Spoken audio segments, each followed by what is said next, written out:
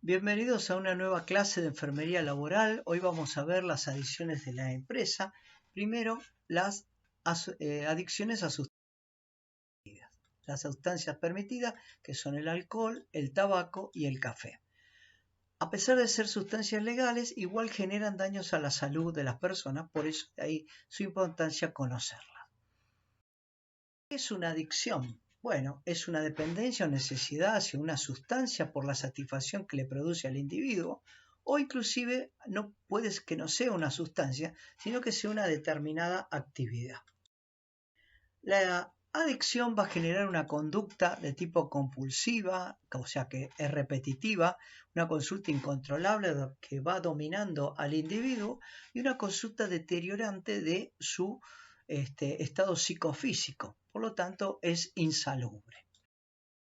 ¿Qué tipo de adicciones hay? Bueno, hay adicciones a objetos, como por ejemplo a jugar con los videitos, a usar mucho el celular, a usar ir al casino a jugar, o sea, lúdicas, por ejemplo. Otro tipo son hacia sustancias permitidas o legales, que sean sustancias no prohibidas por la ley, como por ejemplo el alcohol, el tabaco o inclusive el café. Y otras a sustancias no permitidas, o sea, prohibidas por la ley, llamadas ilegales, como pueden ser las drogas de abuso que veremos más adelante. Dentro de las sustancias permitidas tenemos el alcohol, el tabaco y el café para poder ver. Vamos a ver que las adicciones legales a las sustancias permitidas por la ley, a pesar de que están permitidas, pueden generar un daño en la salud de quien las utiliza. Vamos a ver entonces la adicción al exceso de alcohol denominada alcoholismo. Es la adicción al alcohol, como su nombre lo dice, que es una sustancia legal o permitida. El alcohol es la droga legal que se consume más en la Argentina. El consumo de sustancias legales en Argentina en el año 2017 daba un 81% para el alcohol, un 51% para el tabaco, un 6% para los analgésicos de tipo opiáceos, por ejemplo el tramadol, la codeína, la morfina, un 3% para los tranquilizantes. Es decir, que estos cuatro elementos, estas cuatro sustancias son las drogas legales más consumidas en el país. Pero hay una sustancia que, a pesar de que es muy consumida en las empresas, quizás no se le presta la debida atención. Y nos referimos al café.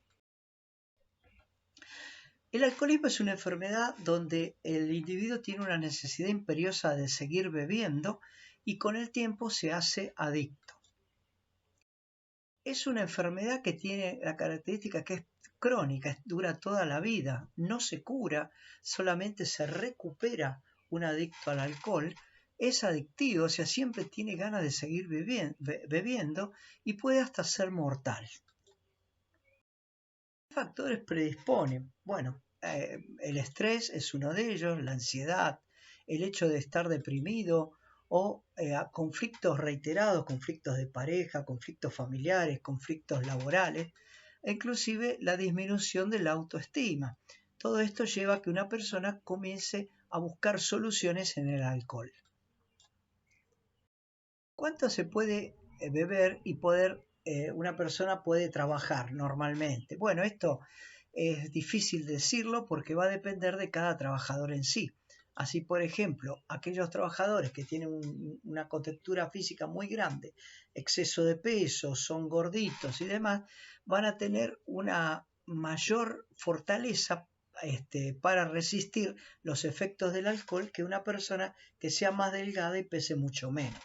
Lo mismo pasa con el tema del sexo, en donde las mujeres tienen una resistencia menor al alcohol que lo que tiene el hombre.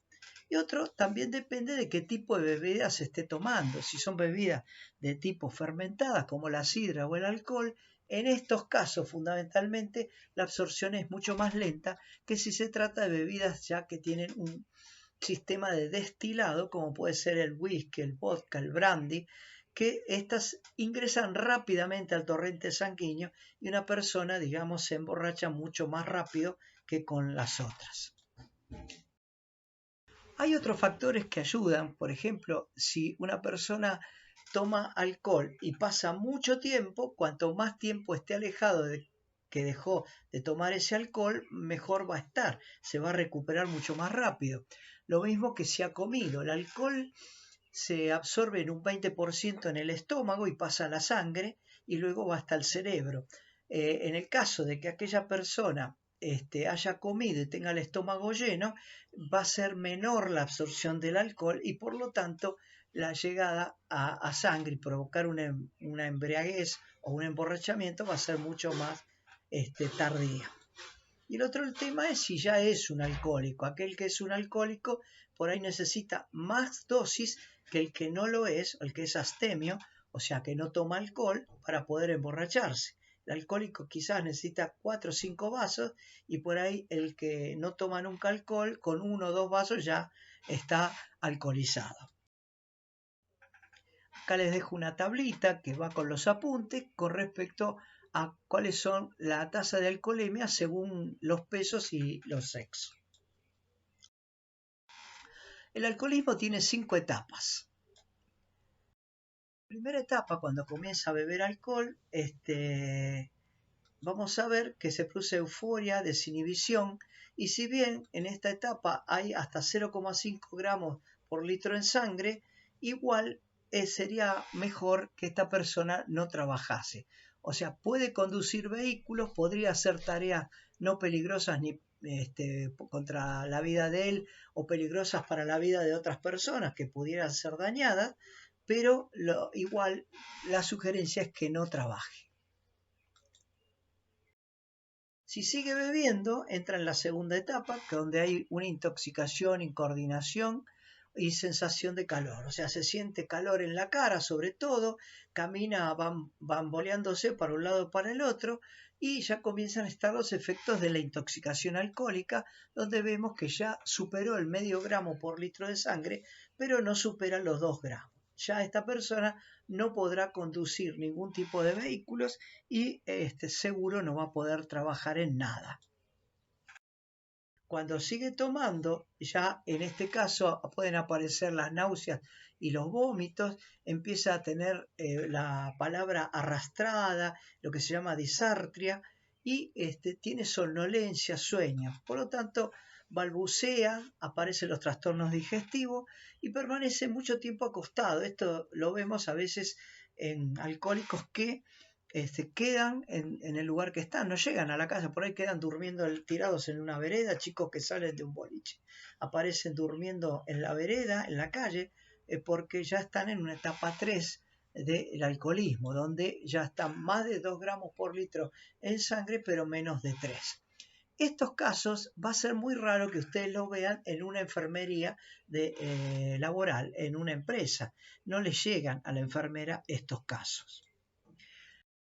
Tomando, ingresa en la etapa 4, donde ya la conciencia comienza a ser alterada, empieza a perder la conciencia, empieza a relajar esfínteres, se orina sí mismo y también se defeca en sí mismo y comienzan a aparecer trastornos respiratorios. Ya estamos hablando que hay más de 3 gramos por litro y menos de 5 gramos por litro de alcohol en sangre.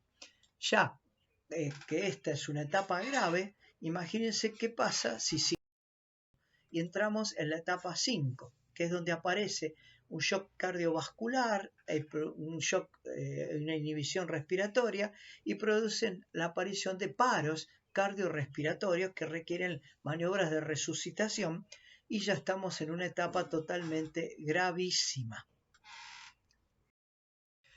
¿Cómo puede notar una enfermera o un enfermero tener un indicio, por ejemplo, de que alguien puede estar siendo adicto al alcohol? Bueno, cuando nos cuentan que es una persona que se está relacionando mal con sus compañeros cuanto antes no lo era. Una persona que era cordial, agradable, accesible y ahora tiene rasgos de agresividad, tiene rasgos de violencia que pueden ser inclusive verbal, diciendo una serie de improperios a sus compañeros, a sus jefes, a sus encargados o a cualquiera que pase por delante de él, y lo que es peor, que pueda tener rasgos de agresión física, con lo cual esta persona puede ser muy sancionada hasta con un despido. Cuando estas personas que son alcohólicas faltan muchas veces. Durante el año vamos a ver que tienen numerosos pedidos de médico a domicilio, pedidos de que no vienen a trabajar o fueron derivados a su casa porque no estaban en condiciones de trabajar. Y cuando vienen a trabajar, están en el trabajo, los jefes, los compañeros notan que es improductivo con las tareas que realiza. No cumple lo que le marca el jefe, hay que hacer tanto en el día, hace menos. Los compañeros que dependen de que él termine una tarea para seguirlo ellos, esa tarea no la termina o la entrega muy tarde y altera el trabajo de todos. Estos son algunos de los elementos que provoca. A su vez, tiene una tendencia a accidentarse frecuentemente, ya sea en la empresa o fuera de la empresa, y puede provocar daños a la propiedad, daños a terceros o inclusive daños a sí mismo por el hecho de estar. Estadísticas dicen de que el 30% de aquellos accidentes laborales que fueron mortales están relacionados con el uso abusivo de drogas o alcohol, ya sea accidentes in itinere, yendo a trabajar o viniendo de trabajar, o accidentes ocurridos dentro de la empresa. 26% de los trabajadores que han sido consultados en estadísticas alemanas establecieron de que en algún momento tuvieron algún suceso negativo producido por el alcohol. Se vio que los accidentes de trabajo producidos en aquellos que consumen alcohol en exceso hacen de que se accidenten frecuentemente, y no solo eso, sino que les demanda más tiempo de recuperación para poder volver a trabajar. O sea, dos pautas fundamentales: muchos accidentes y mucho tiempo de baja por el accidente. Las incapacidades laborales que producidas por el hecho que se producen en los alcohólicos en referencia a trabajadores que no toman bebidas alcohólicas es 3 veces más en estos últimos, en los que son alcohólicos, es 3 veces más se producen incapacidades temporales, o sea, falta por unos días, no es que está incapacitado para toda la vida, pero sí incapacitado unos días, un tiempo, se ve que es 3 veces más esta incapacidad temporaria con respecto a los que no consumen alcohol. Hay importante a tener en cuenta. La adicción al alcohol no es un problema solamente de ese trabajador, es también del entorno, es un problema social. El alcoholismo afecta a la familia, afecta a los amigos, afecta a los compañeros de trabajo, o sea, no solamente afecta a esa persona en sí, sino a todo lo que lo rodea a esa persona. Siempre hay que tener en cuenta que no se requiere embriagarse para poder divertirse. Cree que necesita embriagarse para poder divertirse, está teniendo un problema con el alcohol del que debe ser tratado.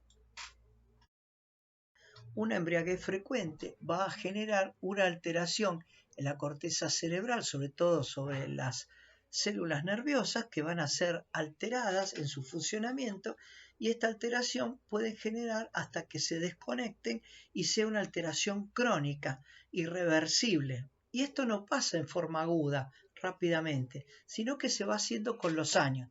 Por lo tal, es fundamental tratar de evitar de que esto pase, llevando al trabajador a que deje esta adicción.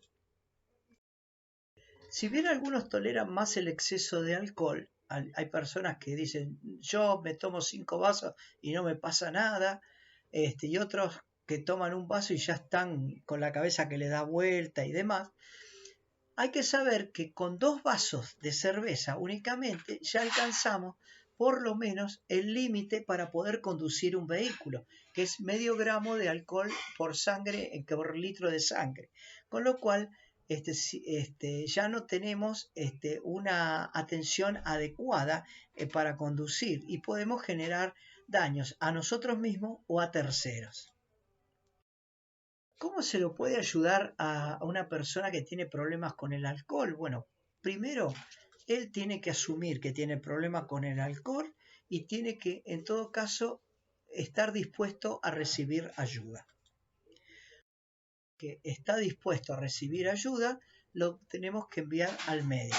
Hablamos con el médico laboral y le preguntamos si quiere verlo y según lo que nos diga se lo citamos o no.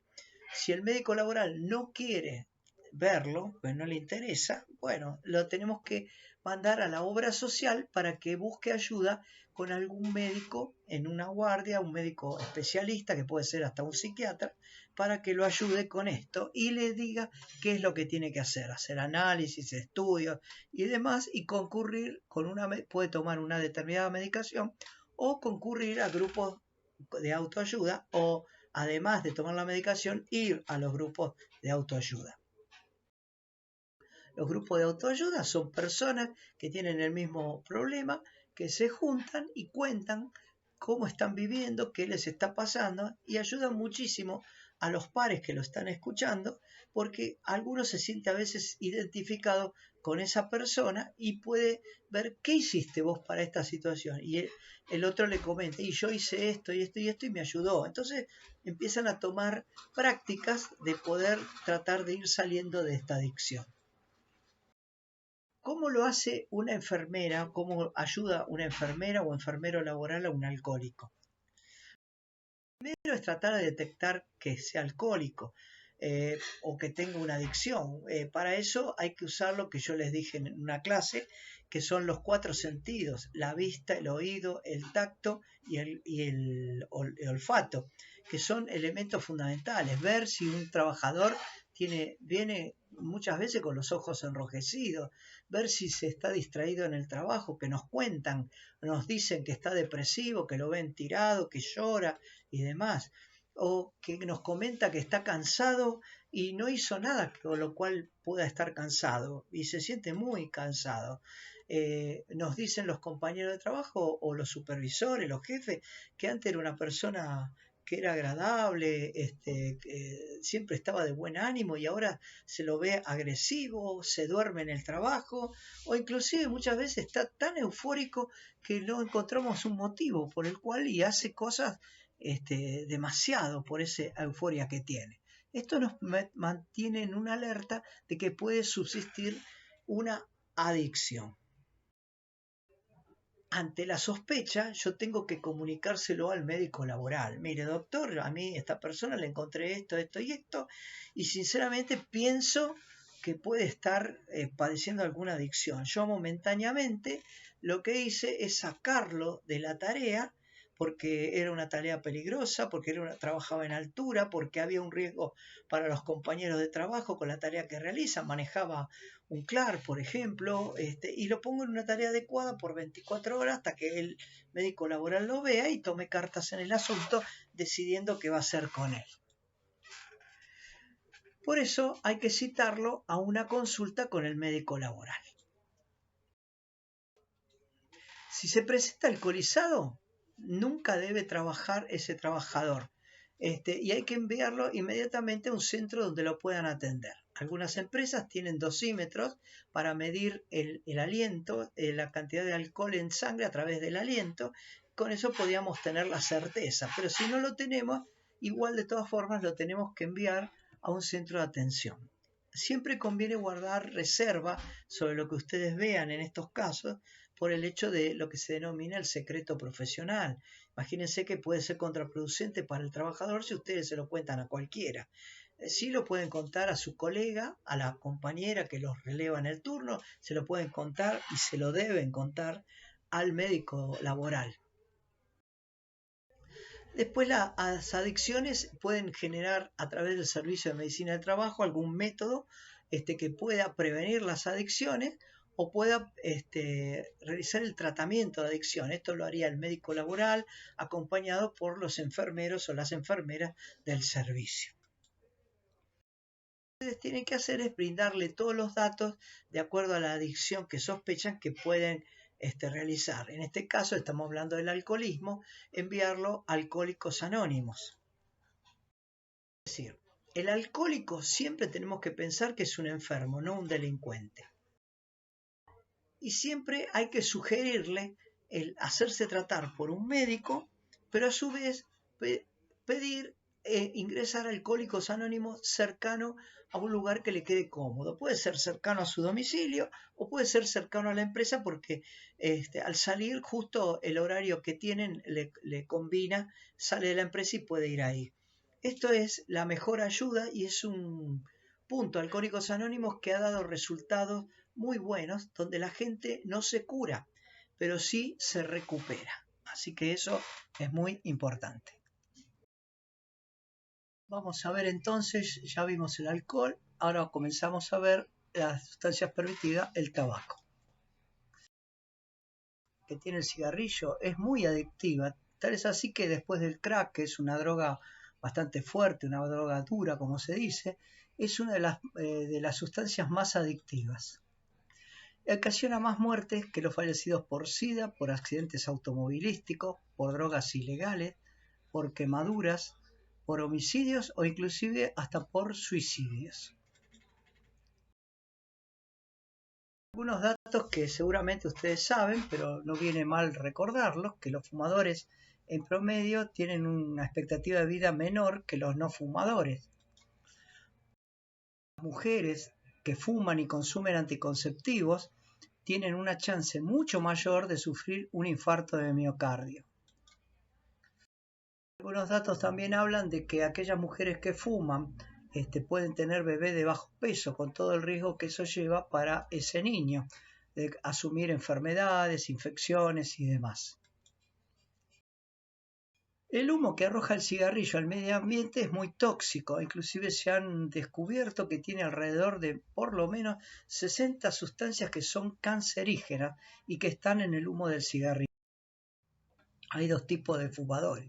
Los fumadores activos, se llama así al que fuma, que en Argentina hay 150 de fumadores activos que fallecen por día. Por otro lado están los fumadores pasivos, que es Saúl, que sin fumar respira el humo del cigarrillo por estar en un ambiente de fumadores. En el caso de la Argentina fallecen 10 fumadores pasivos por día y en el caso de que los fumadores pasivos duplican la cantidad de ausencias en lo laboral respecto a los no fumadores. ¿De qué está conformado un cigarrillo? ¿Cómo está hecho un cigarrillo? Está formado por varios productos, como vemos acá, de los cuales algunos para decir es metanol, que es un carburante para las naves espaciales. Tenemos también naftalina, que es una antipolilla. Tenemos que tiene nicotina, que se coloca en las puntas de las flechas de los indios, los aborígenes de la zona de Amazonia, con la cual cazan a los animales, les clavan la flecha, el animal sale corriendo, pero a raíz de la nicotina que los va durmiendo, paralizando, hasta que quedan caídos y ellos los van a buscar y ahí terminan con su vida para poder comerlos. El otro es el monóxido de carbono, que es el gas que sale por el escape. Tenemos el ácido cianhídrico, que es el ácido utilizado para las cámaras de gas en los Estados Unidos, donde se ejecutan aquellos que tienen pena de muerte. El otro tema es también el arsénico, que es un veneno que todos sabemos. También el polonio, que el polonio radioactivo, que es un elemento bastante perjudicial. El caso de un espía soviético que le colocaron en la tetera el polonio radioactivo y lo tomó y terminó falleciendo. Tiene DDT, que es un insecticida. Tiene alquitrán, que es una sustancia oleosa, pegajosa, que está dentro también de lo que es el cigarrillo. Nos interesan tres fundamentalmente: el alquitrán, el monóxido de carbono y la nicotina. El alquitrán es muy cancerígeno.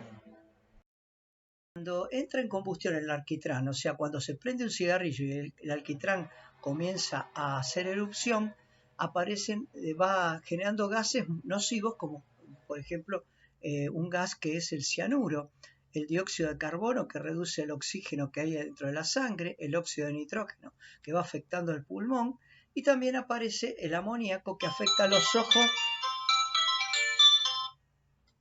Digamos que el amoníaco fundamentalmente también afecta a los ojos y al pulmón. Y piensen ustedes que estos gases son aspirados por aquellos que fuman, ya sea activos o pasivos.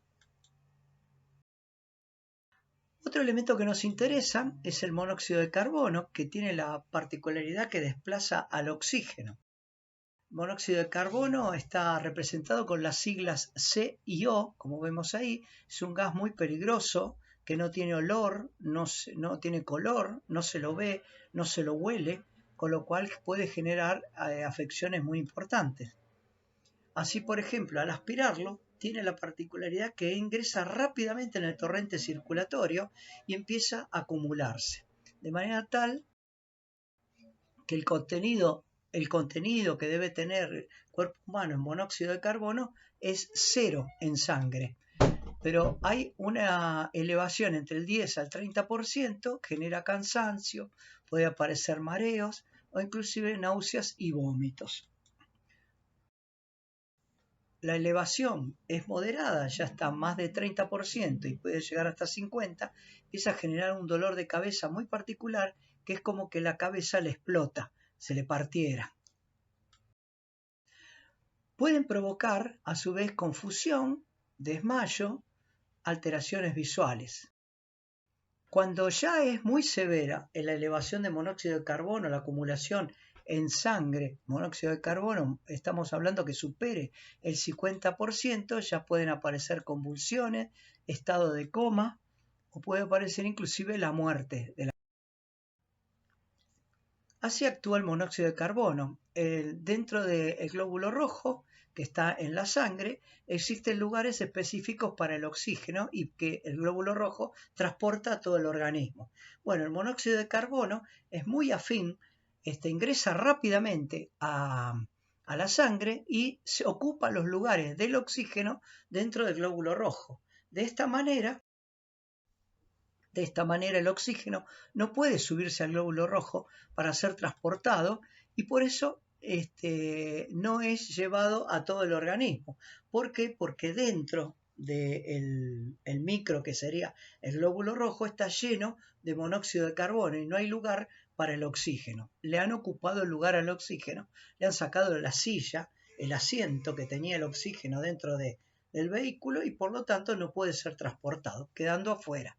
De esta manera, al no ir el glóbulo rojo con oxígeno, sino con una sustancia, un gas bastante tóxico, como es el monóxido de carbono, no hay oxigenación de los tejidos y estos comienzan a sufrir las consecuencias que pueden terminar en la muerte de ese tejido. El otro elemento entonces que nos queda por ver es la nicotina, que es la que causa la adicción. La nicotina es responsable además de lo que es la tos del fumador y de la adicción que se provoca. Vamos a ver lo de la tos del fumador. No sé si recuerdan, cuando vimos la clase respiratorio, hablábamos de que dentro del pulmón existen unos pelitos llamados cilios, que van barriendo, hacen la limpieza dentro de los bronquios de todas las sustancias que ingresan con el aire aspirado. Acuerden el videíto.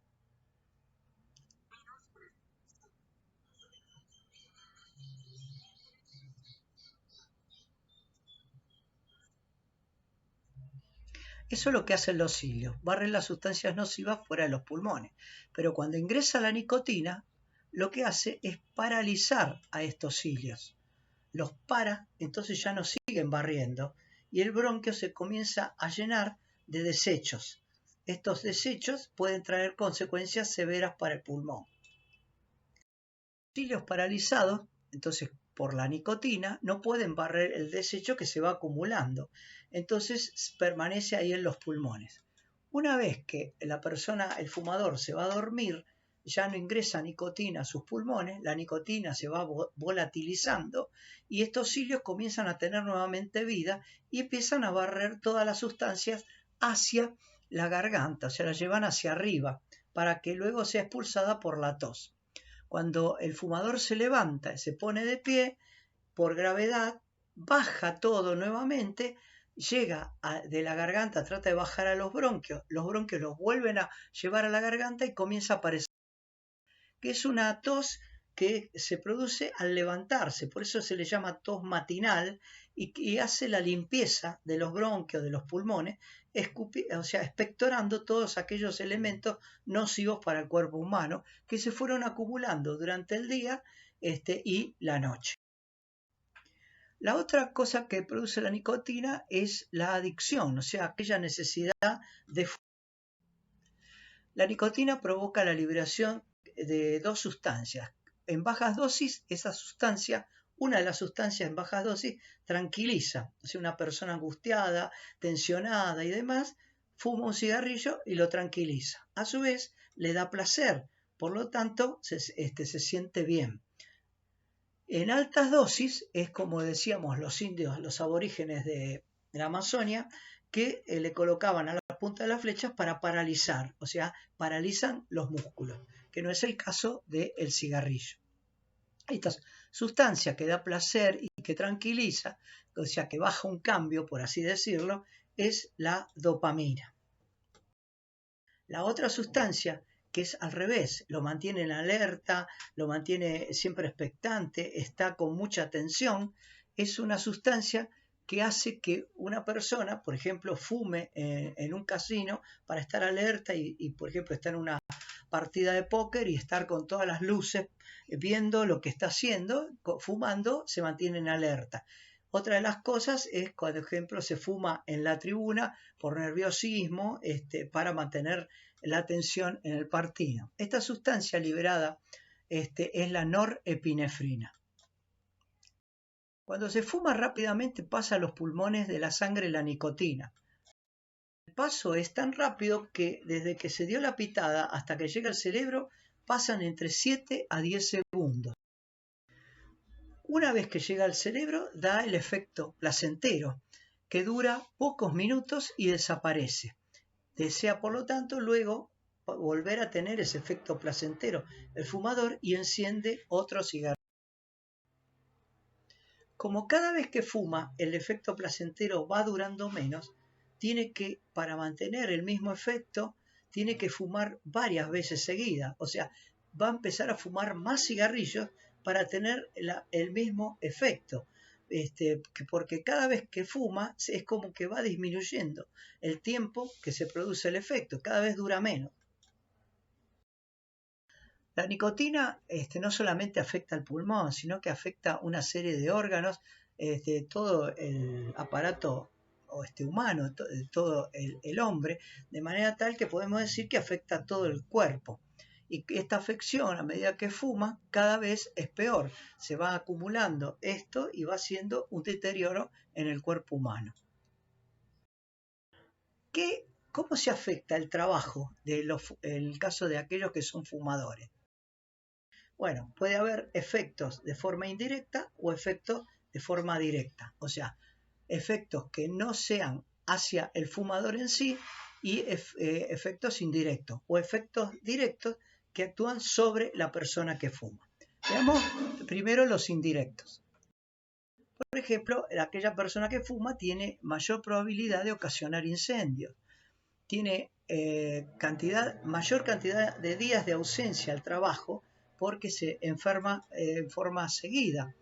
Tiene que realizar la empresa, buscar mayor cantidad de reemplazantes para cubrirlo en la tarea. O sea, esa persona faltó, hay que hacer la tarea, tiene que sacar un operario de otro lugar para que cumpla su función. Y si en el caso de ese operario sea un operario calificado, que tenga una actividad que hay que formarla, hay que capacitarlo, va a demorar muchas más horas poder capacitar a una persona para luego tomar el puesto suplente de aquel que está faltando. Imagínense ustedes, por ejemplo, un operario que sea conductor de hidroelevadores, tiene que tener un registro, un carnet que lo habilita. Para eso hay que hacer toda una capacitación. Si este caso fuera un fumador y si estuviera enfermo y hay que faltar, hay que formar a alguien, enseñarle a manejar, luego hacerle sacar el carnet y luego recién comenzar a utilizar la máquina. Con lo cual todo eso lleva mucho tiempo. Y encontramos los efectos directos sobre el trabajador, que es lo que afecta a esta persona que fuma, que es que se puede enfermar con mayor probabilidad. O sea, las estadísticas hablan que se enferman más seguido los fumadores. Tienen, por lo tanto, mayor demanda de atención médica y mayor de demanda de traslados a centros asistenciales. O sea, es trasladado muchas veces a un centro asistencial desde la casa o puede inclusive ser trasladado, imaginemos alguien que tenga EPOC, y hay que, por ahí, en caso de broncoespasmo, no puede respirar, hay que llevarlo con la ambulancia rápidamente al centro de salud. Otra de las cosas que una vez que se enfermaron, los fumadores, así compulsivos, tienen una recuperación mucho más lenta.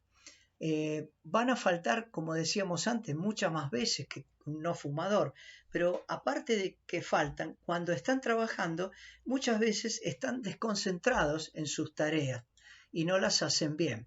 Tienen una mayor incidencia de provocar accidentes laborales contra la propiedad, inclusive que los afecten a ellos o a terceros. Hay un mayor desgano en realizar las tareas habituales que tiene que hacer, es como que no le importa, entonces las hace de la forma que no corresponde.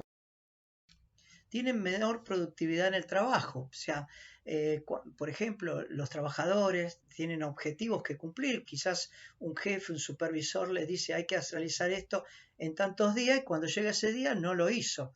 Entonces se ve que en la misma cantidad de tiempo que el resto de sus compañeros, él no cumple con la productividad que tenía que tener en su trabajo. Es una persona que llega muchas veces tarde, no solamente falta, no tiene productividad en el trabajo, sino que llega tarde, y esto hace que en algún momento pueda escuchar la palabra que no quiere escuchar, y sea desvinculado de la empresa. Tendríamos que, como enfermeras o enfermeros laborales, alentar a los trabajadores diciéndole que a veces el hecho para dejar de fumar podía hacerlo en 3 días. ¿Qué pasaría si en 3 días no fumara? Bueno, a los 20 minutos ya se va a normalizar el pulso y la presión arterial. Ya pasado tiempo, a las 8 horas, va a mejorar el oxígeno en todo el cuerpo y va a disminuir la concentración de nicotina que exista. Ya a un día, o sea, a las 24 horas, disminuyó la concentración de monóxido de carbono en sangre que va saliendo de los glóbulos rojos, por lo tanto deja ingresar al oxígeno haciendo que se respire mejor y por va a mejorar el olfato, va a sentir los olores, olores a la comida, olores a perfume, olores a las flores. Y no solo el olfato, sino que también mejora el gusto y empieza a sentir los sabores. A los 3 días de que dejó de fumar, los bronquios se encuentran relajados y su respiración, si medimos el índice de saturación, va a ser mucho mejor que cuando comenzó cuando fumaba así todos los días. Los fumadores piensan que el hecho de dejar de fumar puede decir yo lo domino al cigarrillo. He escuchado esto muchas veces. Yo cuando quiera dejo de fumar. Yo en 2, 3 días, en 5 días dejo de fumar y ya estoy en condiciones de dejar el cigarrillo para siempre. Hay gente que lo hace, pero no siempre es lo que pasa. La mayoría de las veces lo que ocurre es tener altibajos. Hay etapas en las que uno está con todas las luces y deja de fumar, o en otras que no puede y tiene que fumar y así, uno para arriba, un poco para abajo, hasta que llega, si tiene la constancia de seguir, va a llegar a dejar de fumar. Tanto las enfermeras como enfermeros laborales tienen que motivar a los trabajadores a dejar de fumar. ¿Cómo lo hacemos? Esto no es tan fácil. Y sí, no es tan fácil. Pero ya empezamos con el hecho de poder decirle, intenta 3 días dejar de fumar. ¿Por qué? Y porque te pasa esto y esto. Y después, darle consejos. Por ejemplo, primero tiene que estar convencido que él quiere dejar de fumar y quiere dejar el cigarrillo y no lo puede hacer. Segundo, es que tiene que ir a su casa y todos los paquetes de cigarrillos que tenga, vaciarlos, todos los que tenga, quedarse solamente con uno. Por ahí tiene un atado en la mesa de luz, otro lo tiene en el baño, otro lo tiene en el living, para usarlo rápidamente. Bueno, todos los tiene que sacar y quedarse con un solo atado.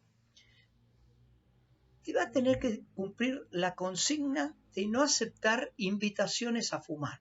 Si alguien lo quiere convidar, siempre decir que no. Él solamente va a fumar los cigarrillos del atado. Lo que va a hacer es tener ese único atado, sacarle un cigarrillo, es un atado, supongamos, de 20 cigarrillos, se queda con 19 cigarrillos y va fumando en ese día los 19 cigarrillos. Al otro día, otra vez hace lo mismo, saca uno y fuma 19 cigarrillos. Cada cigarrillo que va sacando lo tiene que destruir y en lo posible deshacerlo y tirarlo por el inodoro. Eso es algo fundamental. Cuando ya se encuentre, digamos, con la convicción que dice, bueno, hoy en vez de 19 voy a fumar 18. Entonces lo que tiene que pensar es que a partir de ahí no hay vuelta atrás. No es que ahora va a fumar 18 y al otro día vuelve a los 19. No, no, no. Si va a fumar 18, ya después de ahí nunca va a ser fumar más cigarrillos que 18. Entonces le saca otro cigarrillo más, en vez de los 19 se queda con 18 en el paquete y fuma esos 18 cigarrillos. Y así cada vez que siente la necesidad o está, digamos, con todo el ánimo para dejar un cigarrillo más, lo va a ir sacando directamente del paquete hasta que deje de fumar. Esta no es la única forma para dejar de fumar, hay muchísimas, hay acupuntura, hay forma con parches que se hacen, todas son buenas, lo que hay que ver es que le sirva al fumador. Yo por lo menos esta, que es muy sencilla, ustedes le pueden dar las pautas al trabajador, que es muy fumador, para que intente por lo menos a ver si puede llevar con esta pauta. No es que le decimos no fumes más, va fumando cada vez menos. Cuando esté mentalizado, entonces cada vez le va sacando un cigarrillo más al paquete hasta dejar de fumar. Nunca hay que fumar cerca de los niños. Son consejos que debemos darle a los fumadores. Nunca fumes cerca de tus hijos o de niños. Siempre trata de fumar en lugares abiertos, no espacios cerrados, en la pieza, en el comedor, en el auto, porque el humo queda y la nicotina a veces se pega a los lugares y ensucia. Y una cosa fundamental es, si dejó de fumar, nunca pite un cigarrillo, nunca tome un cigarrillo y le dé una sola pitada, porque es muy probable que vuelva a tomar el vicio, inclusive con mayor fuerza que antes. Por lo tanto, una vez que se deja de fumar, nunca más se prueba un cigarrillo. Bueno, vimos el tabaco y vamos a la última, que es el café. Una dosis que letal. Así que el exceso de cafeína podría llegar a deshidratar si me paso de esas 4 o 5 tacitas por día. A su vez, el exceso de cafeína produce una disminución del pH en el estómago y aumenta entonces la acidez. Es contraproducente para los que sufren de gastritis, los que tienen úlceras, por ejemplo. Otra cosa que no deja conciliar el sueño, por lo tanto hay que decirle al trabajador que no tome café por lo menos 5 horas antes de irse a dormir, que es lo que dura el efecto de la cafeína. A tu vez, la cafeína estimula la aparición de una hormona, que es la epinefrina, que va a aumentar la frecuencia cardíaca y va a aumentar la tensión arterial. Las bebidas energizantes que se utilizan normalmente equivalen a 2 tazas de café. También las bebidas cola, fíjense ustedes en las etiquetas de los envases, también tienen cafeína. Y va a depender de qué usamos. Si tomamos una lata de una bebida cola o si tomamos una botella de 2,5 litros, 2,5 litros, la cantidad de cafeína va a ser mucho mayor. Fíjense en las etiquetas, que van a ver cuánto es lo que trae cada una. Si llegamos a tener una dosis que estuviera entre 5 a 10 miligramos de cafeína en sangre, ya estamos hablando de una dosis letal para el cuerpo humano. ¿Cuáles son los niveles de cafeína? Más o menos, para tener una idea, un café expreso tiene 75 miligramos de cafeína. Y una bebida energética de una latita de medio litro llega a tener 160, casi un poco más del doble de lo que tiene una tacita o pocillo de café. Así vemos que, por ejemplo, un pocillo de café sería 75 miligramos, favorece los procesos cognitivos, favorece la atención, favorece la memoria, favorece la comprensión. Es bueno tomar un pocillo de café. Por el otro lado, cuando tomamos hasta 3 pocillos, estamos hablando en dosis de 200 a 300 miligramos, que no solamente mejoró la atención y demás, sino que aumenta el rendimiento físico.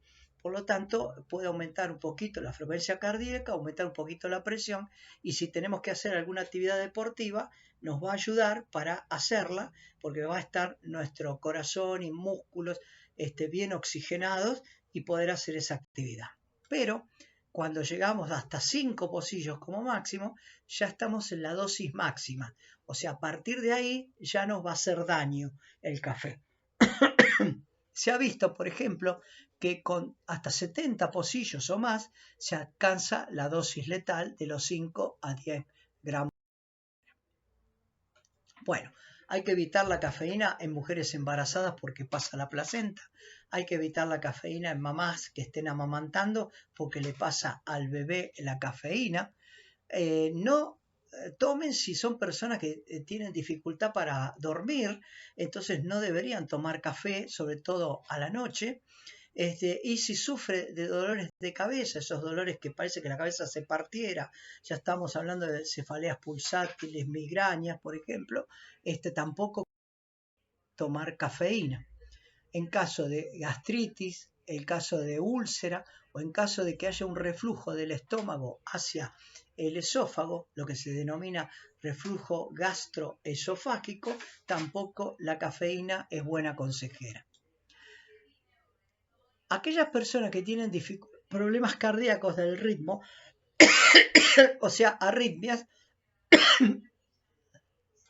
se recomienda para esta persona no excederse en la cantidad de pocillos de café, porque pueden aparecer esas arritmias. Lo mismo, aquellos que necesitan broncodilatadores usar, también convendría que no tomaran café cercano al uso de estos broncodilatadores, porque también aumentaría su frecuencia cardíaca. Hay que concientizar al trabajador que hasta 4 pocillos de café estamos con la dosis adecuada y esto es saludable. Si tomara 5 pocillos, más de 5 pocillos, puede aparecer taquicardia, puede aparecer calor en el cuerpo, sobre todo en la cara, sentir como oleadas de calor, y a su vez puede hacer que no duerma a la noche. Si tomamos 70 pocillos de café, hay que tomar, las dosis ya son contraproducentes y pueden ser letales. Es ideal, entonces, que no solo se tome café, sino que cada tanto, entre café y café que uno tome un poco de té o si no, se tome algunos que tienen menor concentración de cafeína. ¿Qué les parece si tomamos un cafecito, no? Después de todo lo que vimos, ni por casualidad, ¿verdad?